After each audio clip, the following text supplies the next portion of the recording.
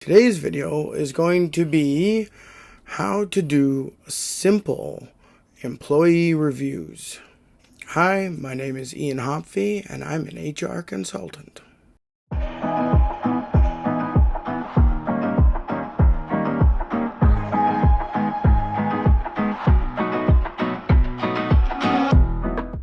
I've mentioned employee reviews in previous videos, and I've got a system that's I think a little bit easier, or maybe a lot easier than what we would traditionally think of as an employee review. Nobody likes employee reviews. The traditional employee review is long, like 10 pages. They're time consuming. I know it's taken supervisors and managers that I've been under weeks to get done for all their employees. And it's done one time a year. And they're forgotten. I don't ever remember anybody coming back to say, oh, last time in your review or whatever. Like, they're just disappeared to go into your file. They're not effective. Because checking in with your employee once a year is not enough. In my opinion, what I've come up with is simpler, more intuitive, makes more sense. You've got to keep employee reviews, first off, fast. It's got to take a supervisor or manager 5 minutes or less to fill out that review. That's because supervisors and managers have a lot more work to do than spending time doing reviews. They've got to be simple. In order to get them done fast, obviously they need to be simple. 3 to 5 key questions that you can use across your entire organization. Questions like, does this person complete their work on time? Does this person contribute as a team player? Those sorts of questions. Is this person a good communicator? Try to keep them simple. Don't get into too much detail. Naturally, you're going to think some positions, this doesn't apply or that doesn't apply. So think about the questions that do apply to all positions across your organization. You've got to do these reviews in high frequency. I'm recommending monthly. If you can do them at least quarterly, that's okay, but aim for monthly. If you've got a new employee, the person on probation, you want to be giving them a review every week. So weekly for that first 90 days. And that will help you give a baseline, like this person is learning, they're getting better. At 80 days, it might help you decide whether or not you're going to keep that person or let them go because they're not improving fast enough. And that brings us right into the trackable. Obviously, we're tracking these. Each question, the simple questions I mentioned, are rated something from 0 to 4. Each review, if each question is rated at a 4, you have a total of possible 20 points that you track.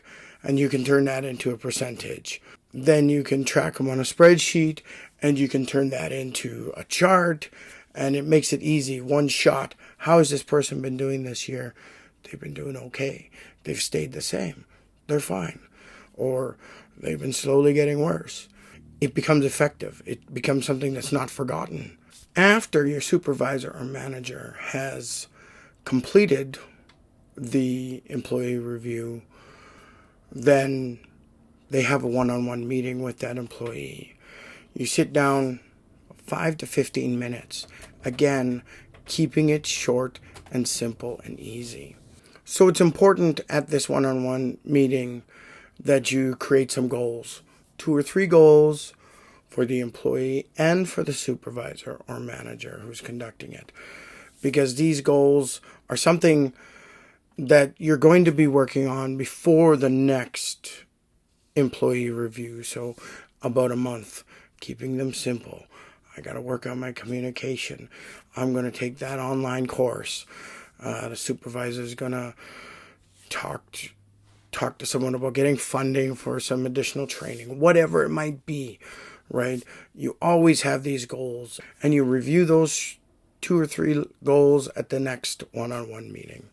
Remember, the employee reviews may also reflect on the quality of the supervisor or the manager that's completing them. So it's kind of a two-way street. It helps you maybe detect racism or some sort of bias, because with that, if you see certain people are always getting low marks and you can identify it's a certain type of person or whatever, it's a disabled person, it's a person of color, you can start to see the pattern, and you can see that's kind of a systemic issue that you need to deal with. The other thing you might be able to see is favoritism. Someone's always getting a high mark. Who is that? With this type of simple employee review, a good average employee, these are the bedrock of your organization, should come out about a 2 on all the different questions. 2 to 3, good employee. Is there a favoritism situation going on? Keep an eye on your supervisors. Who's doing the reviews? You can get that pattern. So it's always a two-way street with this. With these simple employee reviews, you do give them a line or 2 at the bottom of the review. I usually put 2 on a page, and you rip the page in half, and they do the review. But you don't give them much space to say anything or write any lines. It's going to be very simple. This person did a good job doing this project, right? That's about it, right? It's not a life story about what the person has been doing this whole month or this whole quarter. I find when you have them ripped up into half pages like this, you can get a bunch of them. This is great for, say, a construction company, and the foreman's on site. He's got his crew out there. Each day, the foreman just has to fill out one performance review of one employee, and then he takes a few minutes at the end of the day or the start of the next day and says, hey, this is your review. This is what I think. This is what we need to work on, right? And it makes it really simple because it's 20 minutes tops to do the review and to do the one-on-one. But they have to do it just one a day, right? And if they got a crew of 10 or 20 days or so, you can do another review. But it also allows you that time, if you get really busy, you don't have to do any reviews for a few days. Just remind them to get back on track.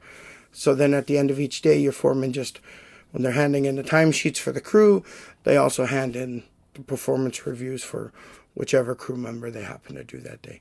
Simple, easy, not hard to do.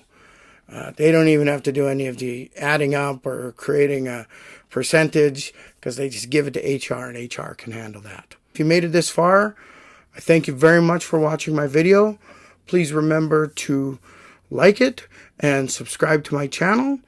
And if you have any questions, please put them in the comments and I'll try to answer them the best I can. Thanks. Bye.